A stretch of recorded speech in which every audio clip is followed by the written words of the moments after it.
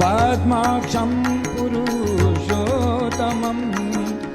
पवित्रं परमानन्दं पवित्रं परमानन्दं त्वं वन्दे परमेश्वरं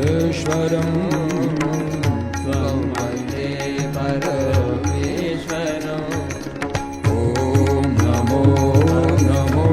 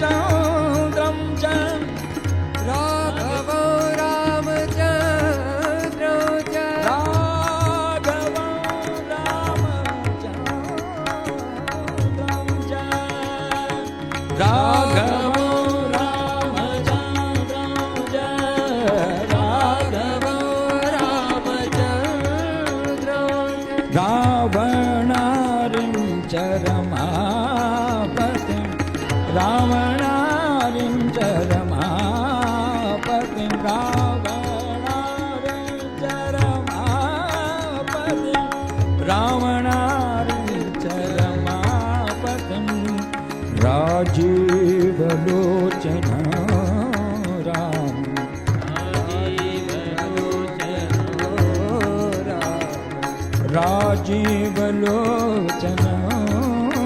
रामं राजीवलोचनं रामं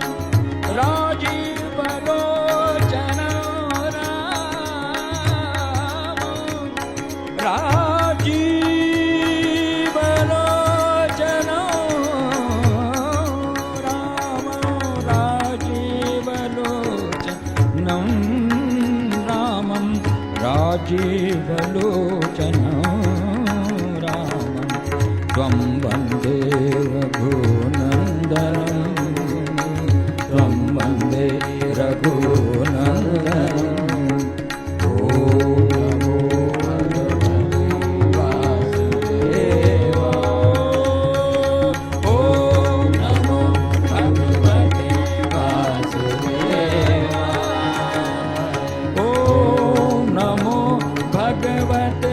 वासुदेवाय ॐ नमो भगवते वासुदेवाय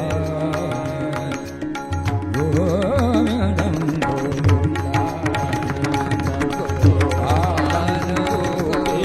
वल्लभं गोविन्दं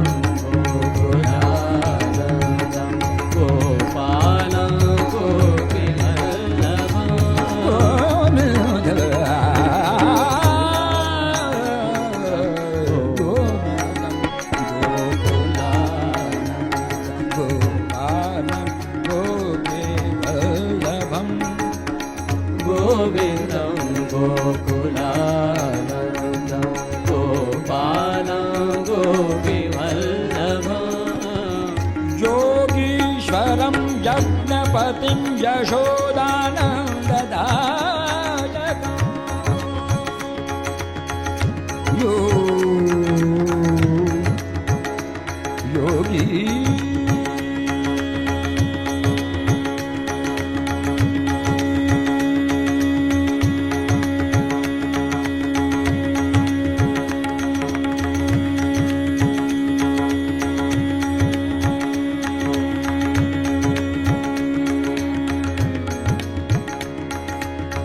योगीश्वरं यज्ञपतिं यशोदानन्ददायकं यशोदानन्ददायकं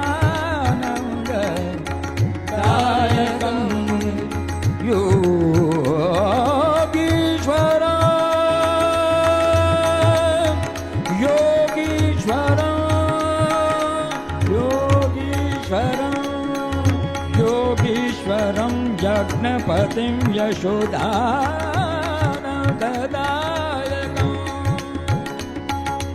योगीश्वरं यज्ञपतिं यशोदानन्ददायकम् योगीश्वरं यज्ञपतिं यशोदानन्ददायकं यमुना जलकलोलं यमुना जलकलोलं यमुना जलकल्लोलं यमुना जलकलोलं त्वं वन्दे यदुनायकं त्वं वन्दे यदुनायकम् नमो नमो नमो ॐ नमो भगवते वासुदेवाय ॐ नमो भगवते वासुदेवाय ॐ नमो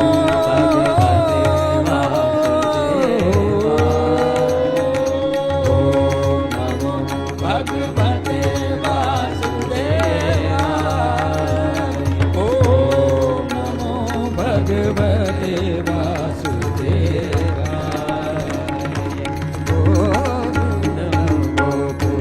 गोकुलानन्दं गोविन्दं गोविन्दं गोविन्द गोविन्दं गोकुलानन्दं गोपालं गोपीवल्लभम्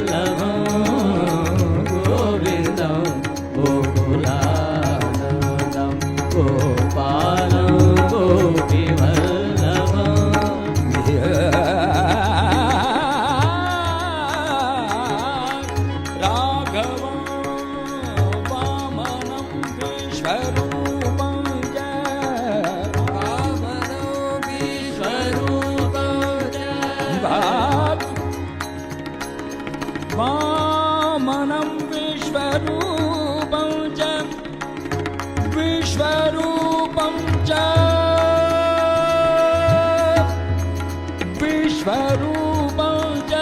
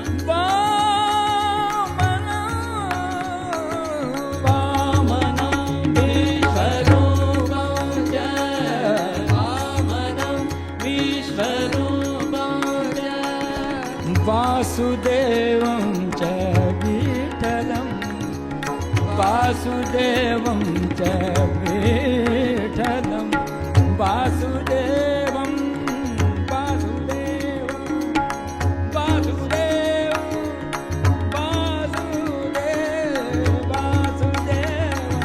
वासुदेवं च विठलं वासुदेवं च विठलं विश्वेश्वरं विभुं व्यासं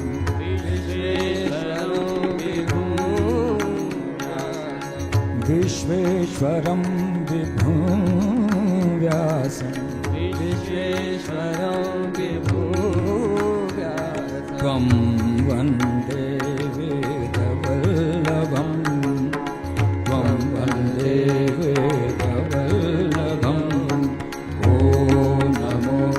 भगवते वासुदेवाय ॐ नमो भगवते वासुदेवाय ॐ नमो भगवते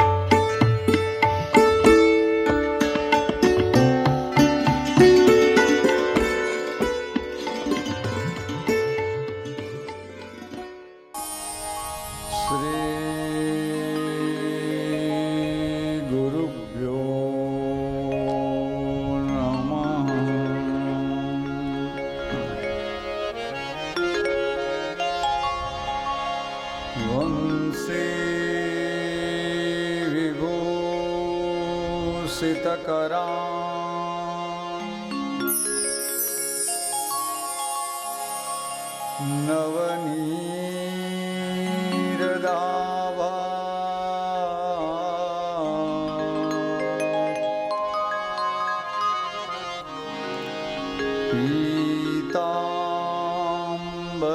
पीताम्बरात्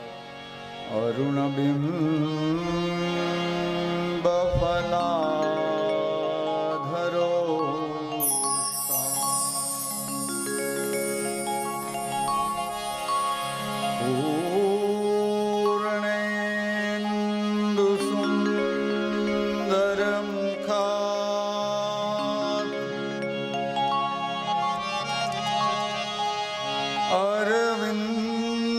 अरविंद नेत्रा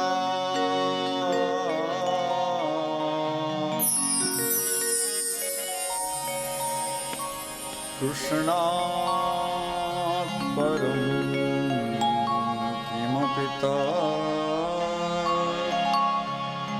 त्वमहं न जाने।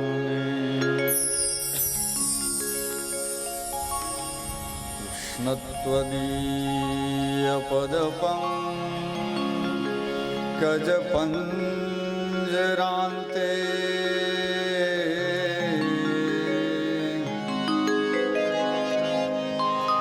अद्येव मे विशतु मां न सराजहंसः।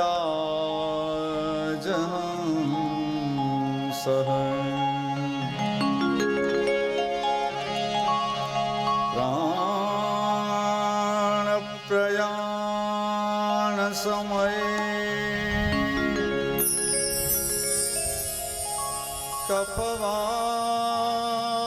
कफवातपित्ते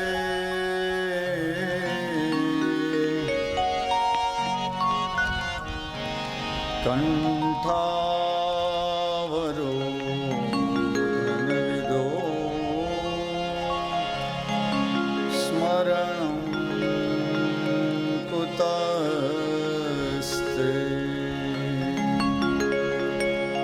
श्रीद्वारिकाधीश की जय। श्री बालकृष्ण लाल की जय। श्री सिद्धेश्वर महादेव की जय। श्री खोडियार मात की जय।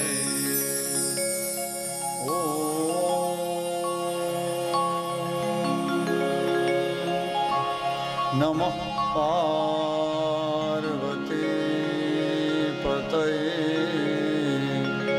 हर हर महादेव हर।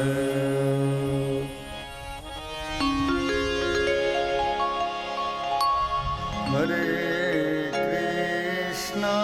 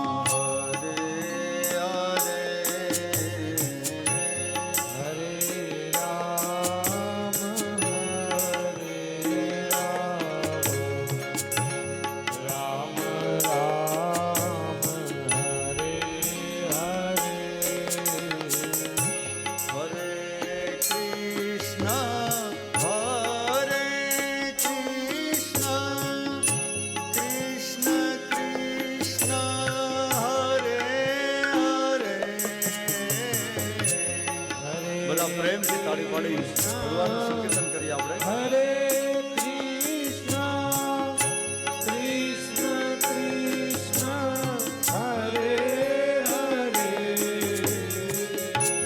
હરે રામ હરે રામ રામ રામ હરે હરે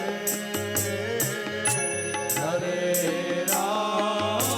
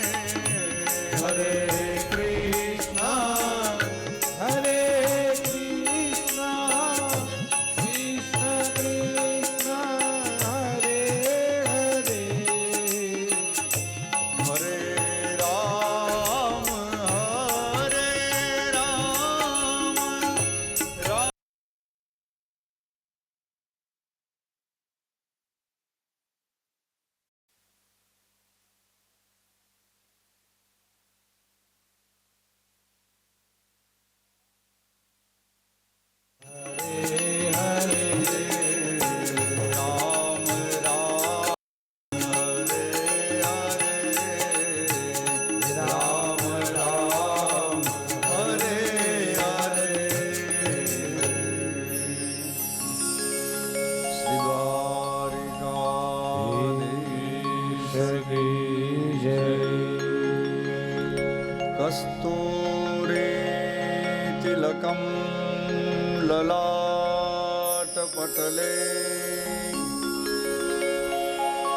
વક્ષસ્થલે કૌસ્તુભમ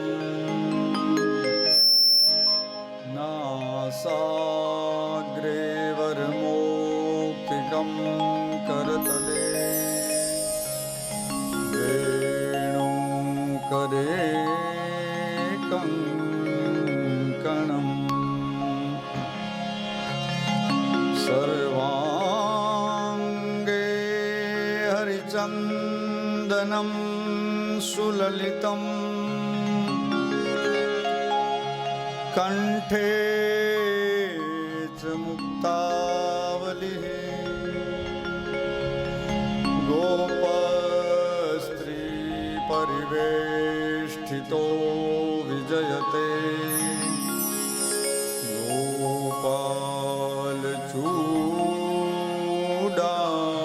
ગોપાલચૂડામણિ અસ્તિ સ્વસ્તરુણી कराग्रविगलत् कल्पप्रसूनाप्लुतम् वस्तु प्रस्तुतवेणुनादलहरे निर्वाण निर्व्याकुलम्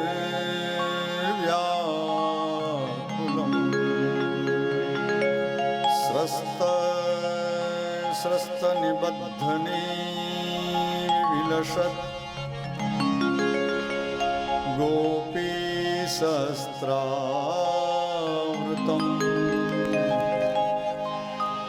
हस्तन्यस्तनतापवर्गमखिलो दारं किशोराकृते कृष्णं नारायणं वन्दे कृष्णं वन्दे व्रजप्रियम् कृष्णं द्वैपायनं वन्दे कृष्णं वन्दे पृथाश्रुतम्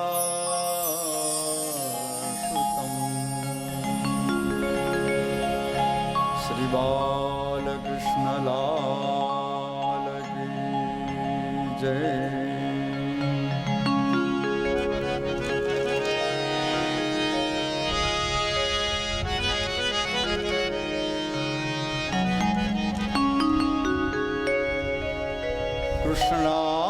कृष्णाय वासुदेवाय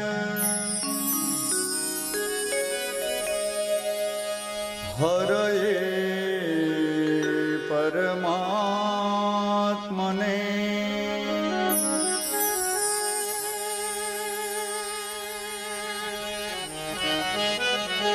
प्रणत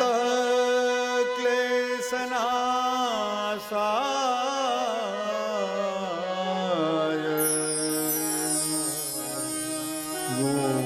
गोविन्दाय नमो नमः. प्रणतः क्लेशनाशाय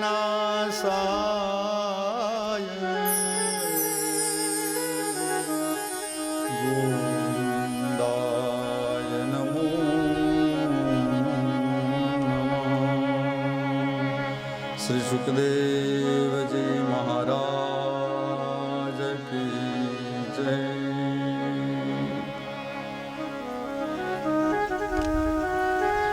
श्री हरिम परमानंदम उपदेष्टारम ईश्वरम व्यापकम सर्वलोकानां कारणम तम नमाम्यहम्. अकारण करुणा करनारा भगवान करुणा वरुणालय भगवान श्री हरि श्री द्वारिकाधीश ભગવાન ભોળાનાથ સિદ્ધેશ્વર મહાદેવ જ્યાં સાક્ષાત બિરાજમાન હોય અને જ્યાં માં જગદંબા ખોડિયારનું એ પ્રતિષ્ઠિત સ્થાન, સાક્ષાત માં જગદંબા જ્યાં હજરા હજુર ખોડિયારમાં બિરાજમાન છે. આપણા સૌ ઉપર ભગવાન દ્વારકાધીશ સિદ્ધેશ્વર મહાદેવ, ખોડિયાર માતાજી અને ભાગવત ભગવાનની ખૂબ આપણા ઉપર કૃપા છે. આપણે સૌ પરમ ભાગ્યશાળી કે સરસ મજાનું સપ્ત દિવસીય શ્રીમદ ભાગવત સપ્તાહ જ્ઞાન યજ્ઞના ઉત્સવનો આપણે લાભ મળ્યો. ભાગ્યશાળી એટલા માટે કહું છું કે ભાગ્યમાં હોય એને જ મળે. ગઈકાલે પણ સાંદીપનીથી પધારેલા ગુરુજી એમણે એ શ્લોક કહ્યો તો આપણી જે કંકોત્રીમાં છે, એતસ્માદ અપરમ કિંચિત મનઃશુદ્ધ્યે ન વિદ્યતે જન્માંતરે ભવેત પુણ્યમ તદા ભાગવતમ લભેત. મનુષ્યના જન્મો જન્માંતરના પુણ્ય હોય ને ત્યારે શ્રીમદ ભાગવત જ્ઞાન યજ્ઞની કથા કહેવા અને સાંભળવા મળે છે. કોઈ એમ કહે કે એમાં પુણ્યની એટલા બધા વર્ષોની શું જરૂર પડે, પણ જે લોકોએ માનતા રાખી હોય એને પૂછી જોજો કે એક સત્યનારાયણ ભગવાનની કથા કરવી હોય ને તો ઘણી વખત મહિનાઓ વીતી જાય. અરે આપણા સૌના અનુભવ છે, એક નાનો એવો યજ્ઞ કરવો હોય ને તો ઘણા વર્ષ વયા જાય, એ થઈ ન શકે. તો આપણા ઉપર તો ખૂબ ભગવાનની કૃપા, અને મળે તો ભાગ્યમાં હોય એને મળે, ને ભાગ્યમાં ન હોય તો ગઈકાલના દિવસે જ આપણે કથાનું શ્રવણ કર્યું. કથા સ્થળની અંદર એ સુખદેવજી મહારાજ સરસ મજાની પરીક્ષિતને કથા સંભળાવી રહ્યા હતા, અને એવામાં પેલા દેવતાઓ અમૃતનો કુંભ લઈને આવ્યા કે મહારાજ લ્યો, તમારે પરીક્ષિતને અમર જ બનાવવો છે ને, આ અમૃત પાઈ દો ને, અમર બની જશે. સુખદેવજી મહારાજ કહે છે કે એ તો નિર્ણય પરીક્ષિતને કરવાનો છે. ત્યારે પરીક્ષિત કહે છે કે ગુરુદેવ, મારે માત્ર અમર નથી બનવું, મારે અભય બનવું છે. મારું મૃત્યુ તો નિશ્ચિત જ છે. અને જેને સુખદેવજી જેવા સાક્ષાત ગુરુ મળ્યા હોય પછી બીજી વસ્તુનો કોઈ થોડો સ્વીકાર કરે, અને બીજી વસ્તુનો કોઈ સ્વીકાર કરે તો મૂર્ખ કહેવાય. ત્યારે કહ્યું કે કોકાચ કો મણિ મહાન, ક્યાં તમારું સ્વર્ગનું અમૃત અને ક્યાં અમારું કથામૃત, એની કાંઈ અદલા બદલી થાય? એક સાચો મણિ મોટો હોય, હીરો હોય, અને કાચનો ટુકડો હોય, બેની કાંઈ સરખામણી થાય ખરી? સુખદેવજીએ દેવતાઓને હાકી કાઢ્યા. કહેવાનો અર્થ કે ન મળે તો જેના ભાગ્યમાં ન હોય દેવ જેવાને પણ ન મળે, અને જેના ભાગ્યમાં મળવાનું હોય તો એ સહજ સામાન્ય માણસને પણ મળે છે. અર્થાત એ ક્યારે મળે તો કહે છે કે જન્માંતરે ભવેત પુણ્યમ તદા ભાગવતમ લભેત. જન્મો જન્માંતરના પુણ્ય હોય તો આવા શ્રીમદ ભાગવત કથાની અંદર એ આપણે લાભ મળે છે. કારણ કે એક એક શબ્દની અંદર એ ઠાકુરજીના ગુણગાન ગાયેલા છે. આ તો પરમહંસોની સંહિતા છે, અને સાક્ષાત ભગવાન શ્રી હરિનું વાંગમય સ્વરૂપ છે. અહીંયા કોઈ પણ પ્રકારનું કાર્ય થાય, કોઈ પણ પ્રકારની સેવા થાય, માત્ર કથા શ્રવણ જ નહીં. જે લોકો કોઈ નથી પહોંચી શકતા એવા ભાગ્યવાન શ્રોતાઓ છે કે જે યજમાનો છે, કારણોસર નથી પહોંચી શક્યા, અને આમે લગભગ આ 15 દિવસની અંદર આપણી કથાનું બધું આયોજન ગોઠવાનું છે. અને માતાજીની આપણા ઉપર ભાગવત ભગવાનની મહાદેવની ખૂબ કૃપા કે 15 દિવસની અંદર આપણું સરસ મજાનું આવું આ ભાગવત કથાનું આયોજન ગોઠવાઈ ગયું.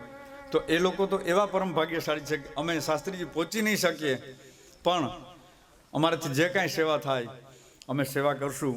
અને જો એનો ભાવ શુદ્ધ હતો ને તો એને યુટ્યુબના માધ્યમથી, સિદ્ધાર્થ ન્યૂઝ ટીવી ચેનલના માધ્યમથી એને સરસ મજાની કથા શ્રવણ કરવાનો પણ લાભ મળે છે.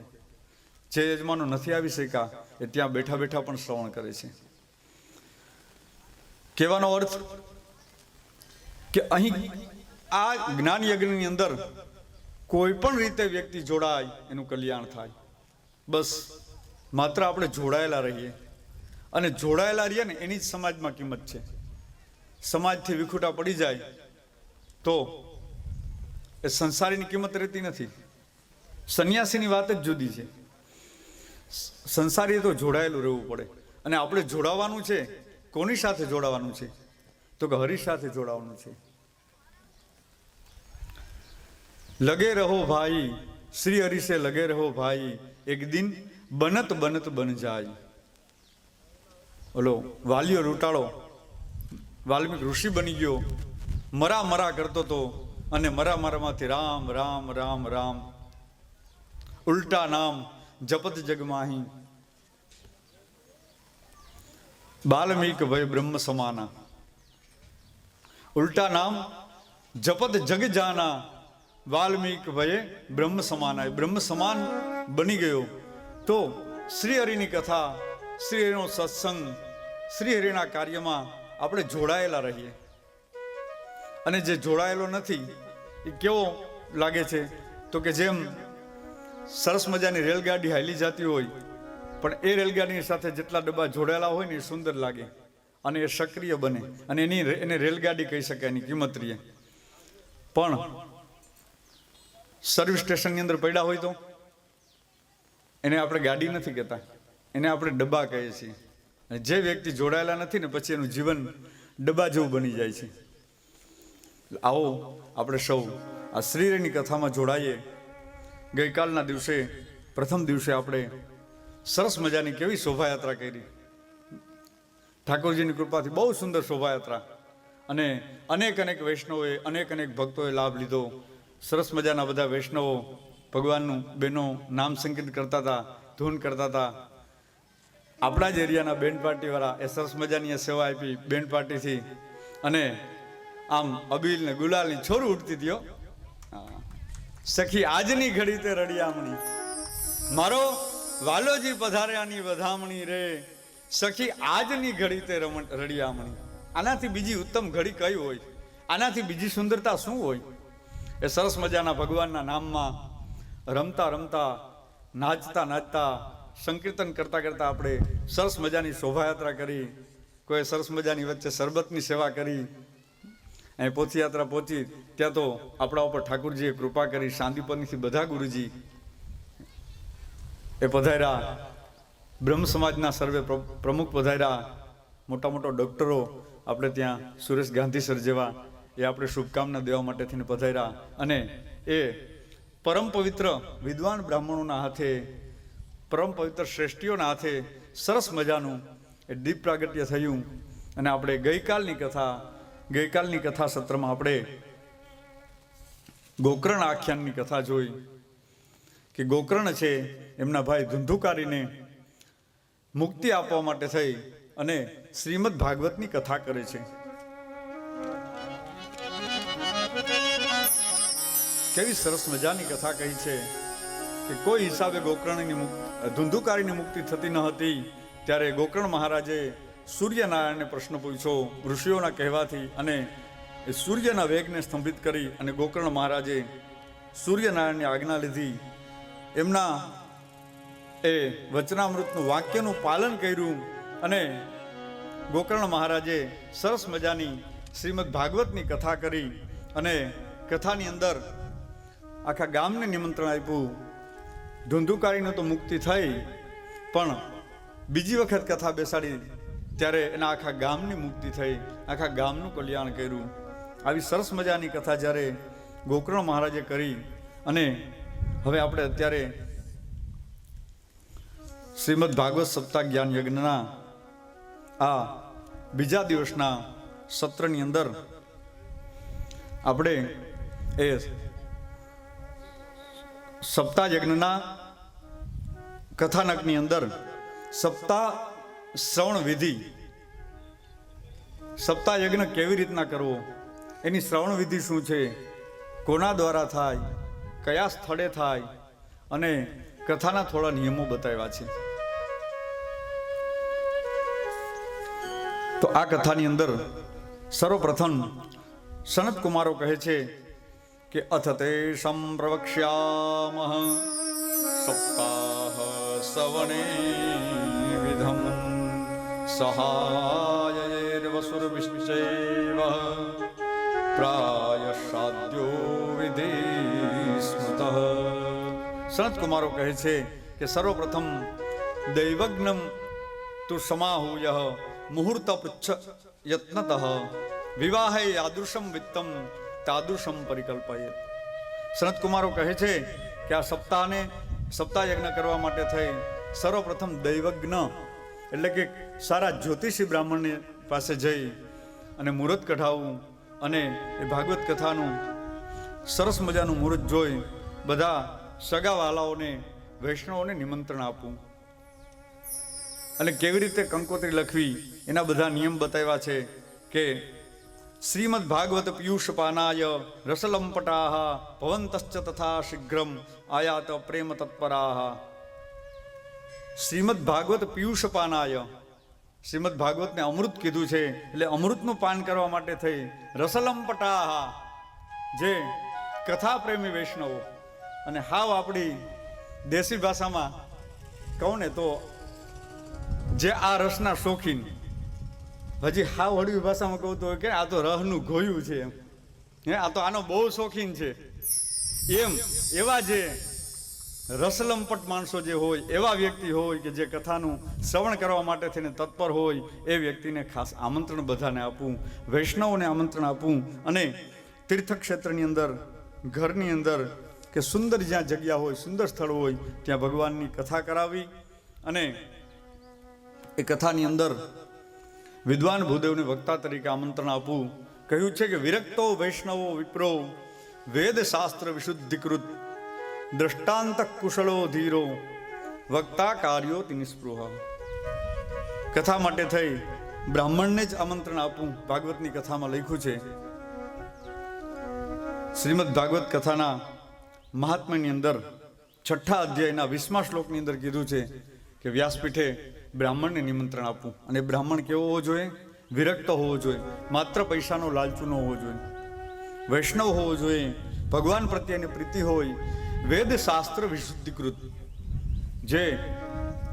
જેમને વેદ શાસ્ત્રનું જ્ઞાન હોય અને દ્રષ્ટાંત કુશળો ધીરો વક્તા કાર્યો નિસ્પૃહ. ભગવત કથાને અનુસાર દ્રષ્ટાંતથી સિદ્ધાંતને સમજાવે અને પોતાના કાર્યમાં નિષ્પુર રહેનારા બ્રાહ્મણને વક્તા તરીકે નિમંત્રણ આપવું. પછી શ્રોતાઓના પણ નિયમ બતાવ્યા છે કે શ્રોતાઓએ વક્તા આવે એની પહેલા આવી જવું, સરસ મજાની દેવતાઓની પૂજા કરવી, વક્તા આવે એની પહેલા બધા શ્રોતાએ આવી જવું, વક્તાને આદર આપવો અને ખૂબ શ્રદ્ધાથી ભગવાનની કથા સાંભળવી. જેવી રીતે તમે અત્યારે શાંતિથી ખૂબ સાંભળો છો, ભાગવતજીની મર્યાદાથી સાંભળો છો. નહીતર ઘણી વખત એવું બને કે અમે અહીંથી સરસ મજાની કથા કરવાનો પ્રયત્ન કરતા હોય અને સામે એવી રીતના આમ બેસે ને કે આપણે એમ થાય કે હવે આમાં કેમ કથા કરવી, કે જાણે હું બધું જાણું છું, મને બધી ખબર છે, હવે તમે બોલો એમ. પણ એ શ્રોતાની મર્યાદા નથી. ભાગવતજીની સામે આપણે બેસીએ તો એની એક મર્યાદા છે. શ્રોતા તરીકે આપણે જેમ શોભીએ એ બધા નિયમ બતાવ્યા. જેવા શ્રોતા હોય એ પ્રમાણે વક્તા કથા કરે તો ત્યાં ભક્તિ ઉત્પન્ન થાય અને શ્રદ્ધા ઉત્પન્ન થાય. કારણ કે જો શ્રોતાઓ છે સંસારી હોય અને વક્તા છે સંન્યાસીની જ વાતો કર્યા રાખે, માત્ર ત્યાગની વાતો કર્યા રાખે, તો એ કથાની અંદર કોઈને પ્રેમ ન જાગે. સંન્યાસીની કથા હોય તો સંન્યાસીની રીતથી કથા થાય, સંસારીની જે કથા હોય તો એ રીતથી કથા કરવાનું કહ્યું છે શાસ્ત્રમાં. અને જે સમય અનુસાર શ્રીમદ ભાગવતનું ગુણાનુરાગ ગાવું વક્તાએ, વક્તા એમાં સ્વતંત્ર છે. જેમ એક ક્લાસની અંદર એક ગુરુ તરીકે શિક્ષક જે ભણાવતા હોય તો ક્યારે કયા સમયે કયું ચેપ્ટર લેવું અને કેટલા સમય સુધી કઈ રીતથી એને ભણાવવું, એમાં જે શિક્ષક સ્વતંત્ર છે, ગુરુ સ્વતંત્ર છે, એમ વક્તા પણ એ સ્વતંત્ર છે. એટલે જ સુખદેવજીએ પેલા દેવતાઓને સભામાંથી હાંકી કાઢ્યા અને કહ્યું કે તમે કથાના અધિકારી નથી, અને કથાના અધિકારી હોય એને જ કથા મળે, અને વક્તા એને જ કથા આપી શકે. બીજાને આપવી હોય તો ના આપી શકાય. કેમ આપી શકાય? જેની પાત્રતા જ નથી. અને અમારા ગુરુદેવ કહે છે કે આ જે શ્રીમદ ભાગવત કથા છે એ જીવન જીવવાની પાઠશાળા છે. જીવનની અંદર કથાની અંદર જઈએ તો કેમ બેસાય, કેમ ઉઠાય, જ્યારે સત્સંગ થતો હોય ત્યારે આપણે બધા તાળી પાડી અને ભગવાનનું નામ ગાઈએ, ગુણાનુવાદ કરીએ. અને આ 7 દિવસ સુધી આપણે લાભ મળ્યો છે ભાઈ. પહેલો દિવસ છે એટલે કહી દઉં છું, બધા નિયમ આમાં છે. તો પહેલે દિવસથી જો આપણે સમયસર આમાં આપણે વ્યવસ્થિત જોડાઈએ, જ્યારે જ્યારે સંકીર્તન આવે, જ્યારે જ્યારે ધૂન આવે ત્યારે અમારા સંગીતકારો તો સરસ મજાનું વગાડે જ છે, ભૂદેવો સરસ મજાનું ઝીલાવે છે, ગાય છે. પણ તમે લાભ લેજો, કારણ કે હરિના નામમાં એટલી શક્તિ છે કે ગમે તેવા પાપ હશે એ બળીને નષ્ટ થશે. પાપની સત્તા મોટી નથી, પ્રભુની સત્તા મોટી છે. એટલે જ્યારે જ્યારે ધૂન આવે, સંકીર્તન આવે ત્યારે આપણે ખૂબ તાળી પાડી ભગવાનનું નામ લઈ અને આપણે ધૂન સંકીર્તન પણ કરીએ. આપણી તો સમૂહ કથા છે, એટલે સમૂહ કથાની અંદર બધા સૌનો સહકાર મળે એ પ્રમાણે આપણું કાર્ય સુંદર થાય અને સુંદરતા વધે. એટલા માટે માતાજીની કૃપા તો જો ખરી, દિવસે દિવસે કેવી બધી સરસ મજાની આ સ્વર્ગ જેવો મંડપ બનાવ્યો છે. એમાં પણ અમારા તન્ના પરિવાર આજે સરસ મજાની બીજે દિવસે કે ભાઈ હજી આમાં કંઈક અમને ખૂટે છે, તો કે ભલે હાલો આખામાં ગેદલા પાથરી દો આખા કથા સ્થળની અંદર. શ્રોતાઓ આવો એને ખૂબ શાંતિથી ને આરામથી બેસીને કથા સાંભળી શકે. તો આની અંદર ભાગવત કથાની અંદર એ મહાત્મ્યના અધ્યાયની અંદર એ કઈ રીતથી કથા કરવી એ તો આપણે લગભગ આયોજન થઈ ગયું છે, પણ એક એમનો સામાન્ય પરિચય આપણે એ ઝલક જોઈ અને કહ્યું છે કે આ શ્રીમદ ભાગવતી કથા છે, ભગવાન શ્રી કૃષ્ણની કથા છે. કેવી છે? તો આગળ કહે છે,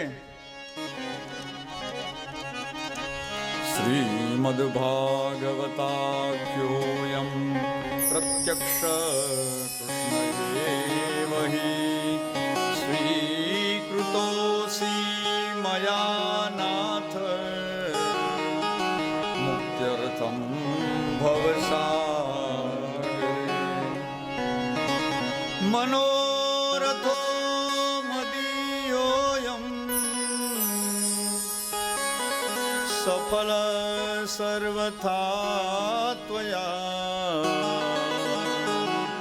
નિર્વિઘ્નેનૈવ કર્તવ્યો દાસોહમ તવ કેશવ. કહે છે કે અમારો મનોરથ છે, હે પ્રભુ આ શ્રીમદ ભાગવત કથાની અંદર અમારા ભાવનો આપ સ્વીકાર કરો, અમારા મનોરથનો સ્વીકાર કરો. અને હે પ્રભુ, હે ઠાકોરજી, અમારો મનોરથ છે એ આપની કૃપાથી જ એ સફળ થશે. અને આપ તો પ્રત્યક્ષ છો.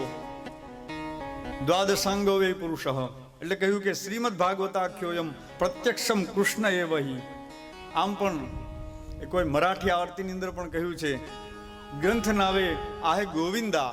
આ ગ્રંથ નથી, આ સાક્ષાત ગોવિંદ છે. આ કોઈ સામાન્ય પુસ્તક નથી, આ પુરુષોત્તમ છે, જ્યાં ભગવાન સાક્ષાત ઠાકુરજી બિરાજમાન છે. તો આવી કથાની અંદર થોડા નિયમો કે ભાઈ શક્ય હોય તો ફલાહાર કરવું, જો આપણી તબિયતને અનુકૂળ ન હોય તો ભોજન પણ કરવું. ભોજનમ તુ વરમ મન્યે કથા વિઘ્નકારક નોપવાસ વરો પ્રોક્ત કથા વિઘ્ન કરો યદી. જો કથામાં વિઘ્ન થાય એમ હોય તો વ્યક્તિએ જમી પણ લેવું, એ શાસ્ત્રમાં છૂટ છે. કારણ કે રોજ ફલાર કરવાની આદત ન હોય અને ચોથે કે 5મે દિવસે જ્યાં કૃષ્ણ જન્મની તૈયારી થાય અને વ્યક્તિ જો બીમાર પડે તો અડધા કુટુંબને ત્યાં એની સાથે રહેવું પડે હોસ્પિટલે. તો આપણા માટે કથા બહુ વધારે મહત્વની છે. એટલે જેટલો સમય હોય એ પ્રમાણે વધારેમાં વધારે આપણે સમય કથાને આપીએ. કદાચ દેવતાઓની પૂજા આપણે કરીએ, આપણે તો વ્યવસ્થિત કરીએ છીએ. અમારા ભૂદેવો સરસ મજાની પૂજા કરાવે છે. મનોજભાઈ, જયદીપભાઈ, કમલેશભાઈ, એ બધા ભૂદેવો. કાલ મનોજભાઈ એવા હતા, બહુ પાઠશાળામાં ભણેલા, અને 1650 વ્યવસ્થિત ભગવાનની પૂજા કરે છે, કરાવે છે.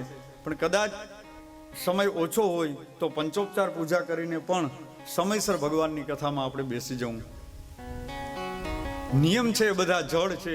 નિયમનું પાલન કરનાર વ્યક્તિ એ ચેતન છે, અર્થાત જીવતો જાગતો છે. એટલા માટે થઈ અને અમુક નિયમો છે એ જડતાપૂર્વક ન લેવાય. જેમ કે કોઈ રોગી વ્યક્તિ હોય, એને પૂજામાં બેસવું હોય તો જમીને પણ પૂજામાં બેસી શકે. નાના બાળકવાળી સ્ત્રી હોય, એને ક્યારેક ઊભું થવું પડે તો એને ઊભું થવાની છૂટ છે. રોગી માણસ હોય, ડાયાબિટીસ હોય તો એને ભોજન લેવું પડે, તો એમાં કોઈ નિયમનો ભંગ થતો નથી. એના માટે અપવાદ છે, એના માટે છૂટ છે. પણ શક્ય હોય ત્યાં સુધી ઘણા બધા નિયમો છે, એ નિયમનું પાલન કરવું. કામમ ક્રોધમ મદમ માનમ મત્સરમ લોભમ એવ ચ દંભમ મોહમ તથા દ્વેષમ દૂરએચ્ચ કથાવ્રતિ. કામ, ક્રોધ, મદ, મત્સર, અભિમાન, લોભ એ બધાનો ભાગવત કથાના યજમાનો કથાવ્રતિ છે, એને એ ત્યાગ કરવો જોઈએ અને ખૂબ જ સ્નેહપૂર્વક વર્તન કરવું. ત્યારબાદ કહ્યું છે કે કેવી સ્ત્રીએ ખાસ કથા સાંભળવી જોઈએ, તો કહ્યું છે અપુષ્પા કાક વંદ્યા ચ વંધ્યાયા ચ મૃતાર્ભકા સ્રવદગર્ભા ચયા નારી તયા શ્રાવ્યા પ્રયત્નતઃ. કેવી સ્ત્રીએ સાંભળવી જોઈએ? કે જે સ્ત્રી છે જે સ્ત્રી ધર્મમાંથી સમય પહેલા નિવૃત્ત થઈ ગઈ હોય, જેને સંતાન ન થતા હોય. કાકવંધ્યા, એક જ બાળકનો જન્મ થાય ને પછી ન થતા હોય, એને કાકવંધ્યા કીધી શાસ્ત્રમાં. અને વંધ્યા નારી, જેને સંતાન નથી. ભાગવતજીની એટલી કૃપા છે, ઠાકુરજીની કૃપા છે, અને અમુક મંત્રના પ્રયોગ કરેલા વિદ્વાનોએ. અને આ મંત્રથી જે કામ દવાથી નથી થતું એ દુઆથી થાય છે. એનાથી ઘણા પરિવાર એવા છે, ઘણા વ્યક્તિ એવા છે કે એને ત્યાં ઠાકુરજીની કૃપાથી સંતાન થયા છે. શ્રીમદ ભાગવત પુરાણ પણ છે અને હરિવંશ પુરાણનું પણ શાસ્ત્રમાં પ્રમાણ છે કે જે વ્યક્તિને ત્યાં સંતાન ન હોય એ હરિવંશ પુરાણનું વાંચન કરાવે તો એને ત્યાં સંતાન થાય છે, ભગવાનની કૃપા થાય છે. તો આવા અનેક અનેક કથાના નિયમ બતાવ્યા છે. અને ત્યારબાદ એ નિયમની કથા અનુસાર આગળ સુખદેવજી મહારાજ ભગવાનની સરસ મજાની હવે કથા કરે છે. અને એ કથાની અંદર સનકાદિક અને નારદજીની કથામાં સુખદેવજીનું આગમન થયું છે. સુખદેવજી પધાર્યા, બધાએ ઊભા થઈ સુખદેવજીનું સન્માન કર્યું, એમનું સુખદેવજીને એનું પૂજન કર્યું અને એક સરસ મજાનું આસન આપવામાં આવ્યું. અને સુખદેવજીના કહ્યું કે હે પ્રભુ, આપ તો સર્વશાસ્ત્ર અને પુરાણના જ્ઞાતા છો, આપ શંકરના અવતાર છો, આપ વેદવ્યાસના પુત્ર, આપ અમને સરસ મજાની કથા સંભળાવો. સુખદેવજી મહારાજ એ કથા સંભળાવવાની શરૂઆત કરે છે. નિગમ કલ્પતરોર ગલિતમ ફલમ સુખમુખાત અમૃતદ્રવ સંયુતમ પિબત ભાગવતમ રસમાલયમ પુરહો રસિકા ભૂમિ ભાવુકા. સુખદેવજી મહારાજ કહે છે કે આ વેદરૂપી કલ્પવૃક્ષનું પરિપક્વ ફળ છે. ગલિતમ ફલમ, ગલિત એટલે પરિપક્વ ફળ. અને એ પણ કેવું પરિપક્વ કે સુખમુખાત અમૃત દ્રવ સંયુતમ. સુખ શાસ્ત્રમાં કીધું, સુખ એટલે પોપટ, પોપટની ચાંચ મારેલું. અને એ ગામડાની ભાષામાં આપણે કહીએ તો હુડાનું ખાધેલું ફળ. એમાં શું બાકી હોય? એ સરસ મજાનું એ સુખજીએ જેનો પ્રસાદ બનાવ્યો હોય, એવા એનો પ્રસાદ જેનો પ્રાપ્ત થયો હોય એ અમૃત દ્રવ સંયુતમ, અમૃત સમાને ફળ છે. અને હે વહાલા વૈષ્ણવો, હે સજ્જનો, પીબત ભાગવતમ રસમાલયમ મુહુરહો રસિકા ભુવિ ભાવુકા. હે રસિકજનો, એ વારંવાર પીઓ, એનું વારંવાર પાન કરો. આ ભાગવત મહાપુરાણ છે એ રસમાલયમ, એ રસનું ઘર છે. ત્યારબાદ સુખદેવજી મહારાજે પરમ ધર્મની વાત કરી છે કે ધર્મ પ્રોજિત કેતવોત્ત પરમો નિર્મત્સરાણામ સતામ વેદ્યમ વાસ્તવ વસ્તુ શિવદમ તાપત્રયોન્મૂલનમ શ્રીમદ ભાગવતે મહામુનિકૃતે કિં વા પરેરીશ્વર સદ્યો હૃદયવૃદ્યતે ત્રકૃતિભિ શુશ્રૂષુભિ તત્ક્ષણા. કેવી કથા કહી છે કે પરમ ધર્મની વાત કહી છે, ભગવત ધર્મની વાત કરી છે. એ પરમ ધર્મ છે અને કેવો છે? નિર્મત્સરાણામ સતામ, જેનું શ્રવણ કરવાથી મનુષ્યનું મોહ માયા અભિમાન એ નષ્ટ થાય છે. અને વૈદ્યમ વાસ્તવ માત્ર વસ્તુ શિવદમ, વૈદ્યમ જે જાણવા યોગ્ય છે, જે કલ્યાણકારી છે, શિવદમ અર્થાત કલ્યાણકારી છે. અને તાપત્રયોન્મૂલનમ, 3 તાપને હરનારી છે. ગઈકાલે આપણે જોયું આધિ, વ્યાધિ અને ઉપાધિ. આ 3 તાપને હરનારી ભાગવત ભાગીરથી, જેના દ્વારા સરસ મજાની સુખદેવજીના મુખથી વહેવા લાગી. અને કહ્યું છે, સુખદેવજી મહારાજે કહ્યું છે, આ ભાગવત કથા છે એ વિશેષ કહે છે કે કેના જેવી છે? તો કહે છે શ્રીમદ ભાગવતમ પુરાણ તિલકમ યદ વૈષ્ણવાનાં ધનમ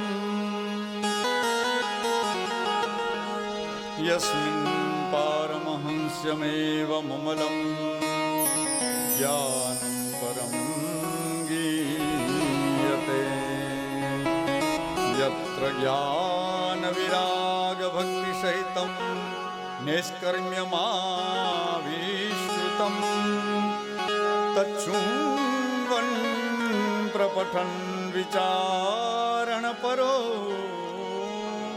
ભક્ત્યા વિમુચે.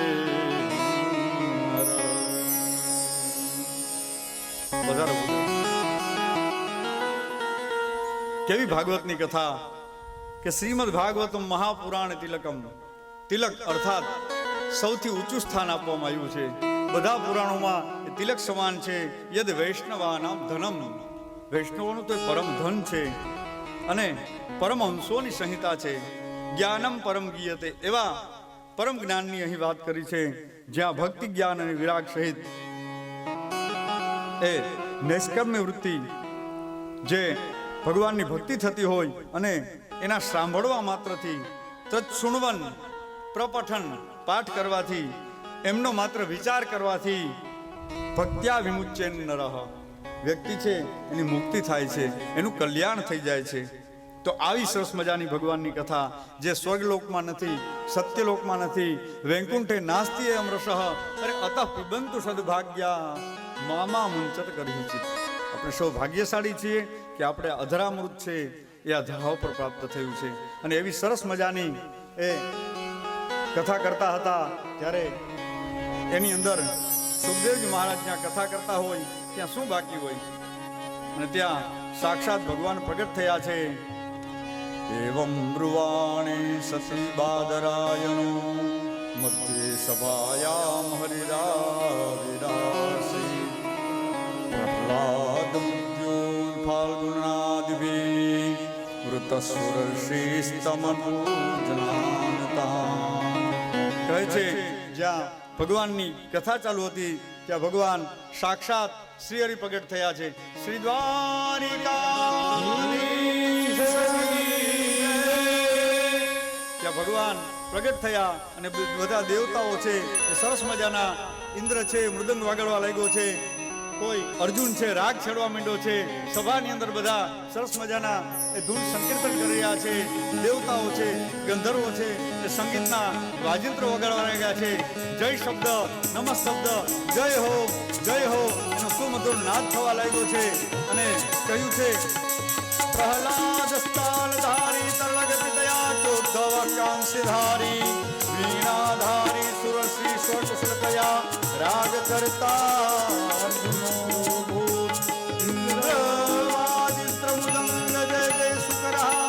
કીર્તને તે કુમારા યત્રાગ્રે ભાવવક્તા સરસ્વતયા વ્યાસપુત્રો બભૂવ વ્યાસપુત્રો.